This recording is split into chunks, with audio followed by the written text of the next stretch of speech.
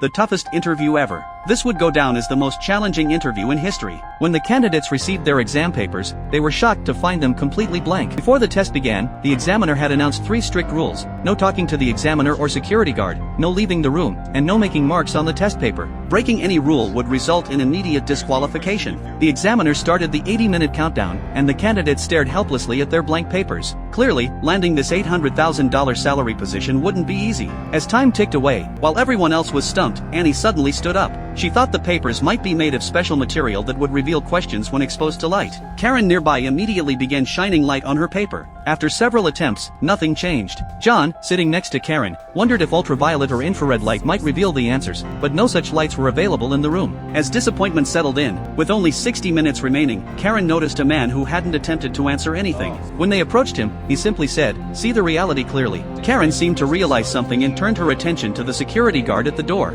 Annie reached into the guard's pocket and retrieved a lighter. She planned to heat the smoke detector to trigger the sprinklers. Annie climbed onto a table and held the lighter up to the detector, but it was too high. Karen quickly grabbed a test paper for Annie to burn. When Annie lit it, the smoke detector successfully triggered, but even with water falling on the papers, no answers appeared. As everyone felt deeply disappointed, the guard suddenly escorted Annie out. Karen had given her Annie's test paper, resulting in her disqualification. The remaining candidates were terrified. Karen remarked that with fewer people, their chances would increase. Hearing this, John knocked Karen unconscious and tied her to a chair with his tie. Everyone wanted Karen eliminated. John devised a plan to make Karen soil her own test paper. When Karen regained consciousness, gasping for breath, she explained she needed to take medication immediately. John thought she was lying. Despite searching her, John couldn't find any medication. Suddenly, Karen began convulsing. To save her, Mia suggested everyone search each other for Karen's medication. After a thorough search with no results and only minutes remaining, Lucy noticed David had been chewing gum since entering the room. Lucy approached David's desk and discovered Karen's medication hidden in a piece of chewed gum underneath.